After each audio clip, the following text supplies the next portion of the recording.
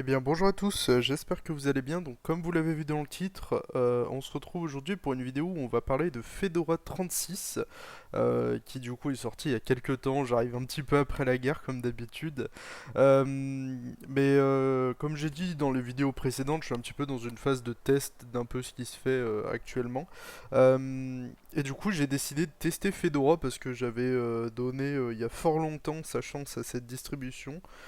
C'était, je crois, sur la 33, à l'époque où il y avait eu tous les fameux problèmes liés à Pipewire et tout. Donc ça a bien changé depuis, fort heureusement, c'était il y a plus d'un an. J'ai retesté quelques heures, parfois en machine virtuelle, ce qui s'est fait par la suite, mais bon, ça vaut rien sur un matériel en dur.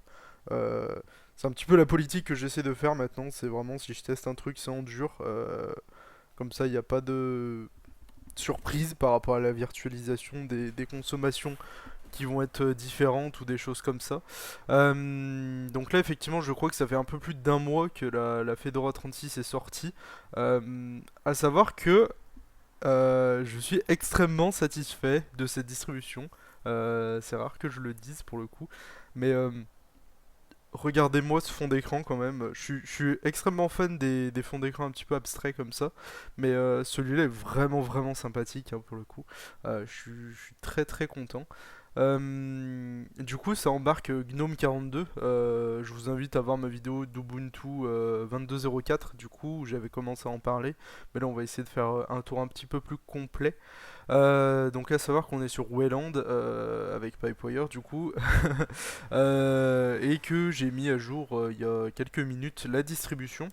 Donc voilà. On peut voir que, je sais pas si ça se reflète bien sur la vidéo, mais il y a un sentiment de fluidité ahurissant sur le déplacement des fenêtres. Tout est super fluide. Les animations sont extrêmement extrêmement sympathiques. On a une impression de légèreté sur le système que j'arrive rarement à voir sur les bases GNOME. Hein. Il y avait que Ubuntu qui arrivait à me proposer ça. Vraiment, la navigation dans les menus, c'est extrêmement rapide. Hein. Je me rappelle qu'il y avait toujours cette espèce de ralentissement quand on faisait ça en fait, quand on ouvrait les applications, mais là il n'y a plus du tout ça. À savoir que aussi, ce que j'apprécie beaucoup, c'est que l'installation est très très très légère. Il n'y a pas des paquets à gogo. On a juste LibreOffice, en tout cas pas la suite complète, mais on a quelques. Je crois qu'on a que les trois. Là, on a Calc, Impress et Writer, qui fournissent une base classique à l'édition de documents. Donc pour moi, ça pose pas de souci là-dessus. Contrairement à OpenSUSE qu'on a vu la vidéo d'avant. Euh, donc voilà, à savoir aussi que du coup j'ai installé Flatpak. Enfin Flatpak est installé par défaut mais il n'est pas configuré avec le FlatHub, chose que j'ai faite du coup, notamment pour installer OBS du coup avec lequel j'enregistre cette vidéo qui pour le coup est extrêmement bluffant parce que j'avais des problèmes avec la capture de vidéo par rapport à Wayland et Pipewire, donc ça a l'air d'être réglé de ce côté là aussi. J'ai aussi du coup Spotify et Discord qui viennent de Flatpak bien sûr, parce qu'on n'a pas forcément de moyens simplifiés, ils ne sont pas dans les dépôts pour pouvoir les installer aisément. Donc c'est assez sympathique. Et du coup, on a par contre toute la pile GNOME 42 qui est encore plus complète qu'Ubuntu 22.04, ce qu'a pu le proposer. Donc on peut voir qu'on est même en 42.1 pour être exact. Ce nouveau GTK là, avec le Libad Waiter, vraiment je suis très très fan. L'ensemble des icônes, notamment au niveau des dossiers que j'avais évoqué la dernière fois sur cette couleur biton, c'est vraiment vraiment appréciable. Euh, Toujours une moto qui passe bien sûr au moment où je fais une vidéo. On a aussi l'outil Fedora Image Writer qui est extrêmement sympathique, qui est un petit peu comme un Rufus ou un Balena Etcher, pour citer les alternatives. Après, dans les applications que j'utilise, on a Météo par exemple, qui a fait peau neuve aussi par rapport au nouveau thème. Je crois que Carte a subi de très très très gros changements par rapport par exemple Je sais pas si on a une sorte de vue satellite après là-dessus. Je crois que oui. Euh, Quoique. Non, je suis pas sûr. Ah si, c'est peut-être là. Ouvrir une couche de forme. Ok, non, faut les importer. Mais je crois que effectivement le logiciel carte est devenu bien plus intéressant. En tout cas, là, on est aux États-Unis. Du coup, on va essayer de faire un petit tour en France, histoire de voir un petit peu ce qui se trame. Par ici, par exemple, si on va sur Lyon, on peut voir que la cartographie est quand même sympathique hein, pour un logiciel gratuit. C'est vraiment cool. Je sais pas du tout si on peut faire des itinéraires ou quoi là-dessus. Ah si, ok, on peut. Je découvre un petit peu cette application. C'est un truc que j'ai rarement utilisé. Mais en tout cas, c'est extrêmement fluide. Hein. C'est assez sympathique là-dessus aussi. Euh, on a photo après que j'utilise pas, vidéo non plus. La calculatrice, je crois que. Ouais, ça a l'air d'être avec le nouveau GTK. On a Gnome Machine aussi qui est extrêmement intéressant. Voilà, pour pouvoir installer toute une suite de distributions qui sont déjà proposées facilement en fait. Donc c'est assez cool là-dessus aussi. Chose aussi que j'ai apprécié, on a le petit indicateur en haut qui dit que l'écran est partagé du coup. En tout cas, vu que je suis en enregistrement d'écran, ça l'indique en haut. C'est un petit peu à ce que propose Android maintenant avec tous les indicateurs quand votre localisation est activée ou quoi. Donc ça donne une visu sur les autorisations au final qui sont en cours. Euh, je reviens sur ce point aussi parce que j'en avais déjà parlé sous Ubuntu. En tout cas, à l'époque Ubuntu, je crois, j'avais fait la vidéo, c'était une machine virtuelle. Mais là, du coup, je suis en dur et ça ne déroge toujours pas la règle. Je n'ai toujours pas ce mode performance. Je comprends pas pourquoi. Est-ce qu'il faut rajouter un paquet? Est-ce que c'est mon système qui est pas compatible avec? Je sais pas. En tout cas, j'ai toujours pas l'entièreté des modes de gestion d'énergie. Du coup, c'est un petit peu dommage. Je ne sais pas si équilibrer c'est le système au max de ses performances. Ça me dérange un petit peu d'avoir ce truc là. Euh, et après, du coup, tant qu'on est là, on a aussi du coup, faut que j'arrête de dire du coup, ça va être très chiant.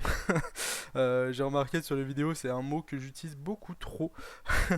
On a notamment la bascule pour les thèmes sombres et clairs qui est directement dans les paramètres. On n'a plus besoin de passer par ajustement. Ajustement application que je n'ai même pas installé parce que je l'installe en général pour faire ce changement là. Il y a aussi du coup on a toute une collection de fonds d'écran en fait qui sont color sensible. Je sais pas si ça se dit exactement comme ça, mais en tout cas qui se modifient par rapport à ce qu'on fait avec les thèmes. Du coup c'est vraiment sympathique hein, et même si on ouvre par exemple plusieurs applications GTK, euh, hop, on va essayer avec non pas Spotify logiciel, tac, qui s'est ouvert en beaucoup trop gros. Hop, toujours extrêmement satisfaisant de rabaisser des fenêtres là-dessus. Si par exemple on bascule en clair, hop, on a tout le bazar qui change aussi. Du coup, c'est assez sympathique, ça donne une cohérence au système au final. Après, en termes de version, je crois qu'on est sur le noyau 5.17.9, je crois, c'est pas marqué ici. Hop, c'est pas grave, on va aller le voir en CLI, vu qu'on est des power users. 5.17.9, effectivement. Du coup, je pense qu'on aura l'occasion de passer sur la branche 5.18 quand ça sera ok chez Fedora. Euh, Après, je crois que le texte editor aussi, enfin, il y a certaines applications qui sont pas entièrement traduites, ce qui est le cas de celle-ci par exemple. Moi, ça me pose pas de problème, mais bon, c'est toujours ces petits éléments qui nous font dire ouais, Fedora, c'est pas soigné au final. C'est le cas, hein. C'est dommage. Après, j'ai l'impression que c'était arrivé vraiment sur cette version-là. Sur les versions d'avant, on avait rarement des problèmes de traduction comme ça. Et c'est dommage qu'au bout d'un mois que la distribution soit sortie, on ait toujours ces problèmes de langue en fait. Ça donne une impression que c'est pas fini, qu'ils ont bâclé le truc un petit peu. Mais après, moi je m'en fiche, hein, clairement. Effectivement, je voulais aussi aller sur ce genre de logiciel là parce que on peut avoir par exemple de la gestion de thèmes unitaires sur les applications. Par exemple, si on ouvre que celle-là et qu'on change le reste du bureau, hop, j'ouvre quelques trucs. apparence, hop, vous voyez que si on remet en clair, l'ensemble du truc n'est pas affecté. Et si on repasse en sombre, celle qu'on a set automatiquement, on repasse en sombre. Et par contre, si on la remet en sensitive du système, hop, ça suit le reste.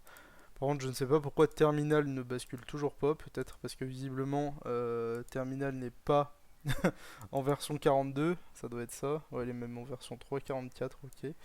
Allons chercher pourquoi. Non, mais après, je pense que le terminal, c'est juste que c'est un logiciel à part pour le coup. Euh, Après, au niveau de la Logitech, on a toujours du coup la gestion graphique des mises à jour, notamment aussi avec le redémarrage pour appliquer les mises à jour critiques.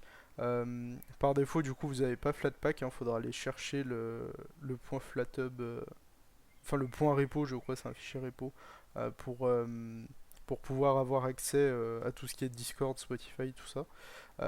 On a toujours du coup les, les applications vedettes qui sont en première page, du coup c'est aussi assez intéressant pour pouvoir mettre en avant certains projets. Et puis je crois que ça a été simplifié au niveau des catégories qu'on a sur la Logitech.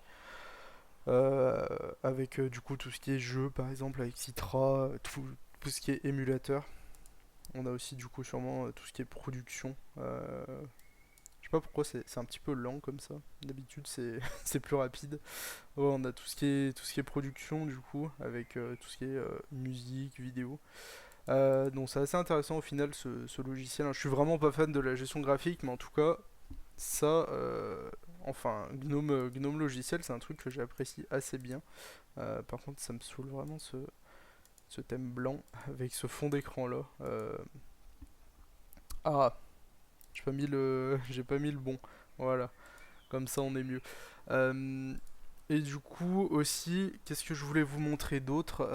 Je crois qu'Adrien en avait parlé, mais du coup on a maintenant le. Je vais pas refaire ce qu'il a fait dans sa vidéo, mais on a le RDP qui est disponible par défaut. Du coup, si vous voulez accéder via un ordi Windows à votre Fedora, c'est tout à fait possible. Euh, Après, je crois qu'on n'a pas trop de nouveautés. Je suis pas connaisseur de ce qui a été fait sur GNOME. Du coup, on a toujours la gestion pour les applications par défaut. C'est assez intéressant ça aussi. Euh, on a du coup les principaux problèmes qui peuvent nous saouler rapidement, notamment le coin actif à gauche, dont moi je suis extrêmement habitué au final. Les quelques fois que j'avais duré un petit peu sur GNOME, je cherchais toujours cette fonctionnalité sur les autres DE parce que je trouve que c'est assez sympathique. Hop, on tape en haut à gauche, tac, on va là, on ouvre notre machin, c'est rapide. Ça, je comprends pas comment des gens peuvent le désinstaller. Enfin, le désactiver, pour moi, c'est juste la base. Vous glissez une fenêtre, elle se fout sur le côté de l'écran, vous la mettez en haut, ça se maximise. C'est juste logique. Et puis, du coup, on a tout ce qui est gestion des bureaux virtuels, bien sûr, chez GNOME, qui sont assez mis en avant. Donc voilà. Après, on a toujours la gestion unitaire des notifications aussi. Si par exemple il y a des applications redondantes qui vous spamment de notifications incessantes, vous pouvez toujours bloquer là-dessus. Ça augmente un petit peu la productivité, j'ai envie de dire, le manque de concentration. Ah, j'avais pas vu cette erreur. Tiens, c'est marrant ça. Toujours très drôle les trucs qui plantent, on sait pas trop pourquoi. Donc voilà.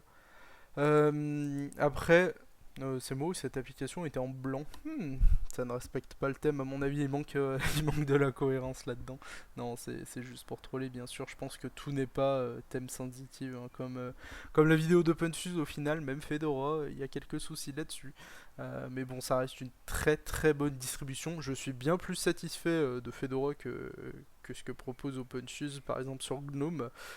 Pour moi, Fedora, c'est vraiment la référence si vous voulez aller sur GNOME de façon pure. Euh, Aussi, il y a Orchidée Gnome, bien sûr, où on propose une version vanilla qui est encore en 41, du coup moins buggée. À vous de voir, je fais ma petite promo. Mais effectivement, Gnome, c'est quand même assez orienté productivité professionnelle, tout ça. Euh, je vais peut-être tester Pop! OS du coup après, je ne sais pas s'ils ont fait leur mise à niveau sur la 22.04, je crois que oui.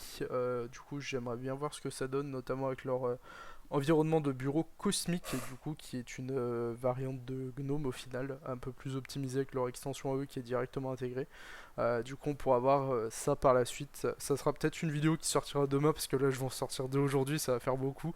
J'en profite un petit peu que j'ai du temps du coup avec ce jour férié qui est le jeudi 26 mai. Donc voilà, j'espère que cette vidéo vous aura plu. Je vais voir si je garde cette Fedora sous le coude dans mes distributions à garder dans ma tête à installer à la fin de mon distro, on verra. Je pense que clairement ça peut être le cas. Donc voilà, j'espère que cette vidéo vous aura plu. N'hésitez pas à dire votre avis ou à soumettre des suggestions, pourquoi pas de vidéos que je pourrais faire la prochaine fois dans les commentaires sur YouTube. Et puis à la prochaine, ciao.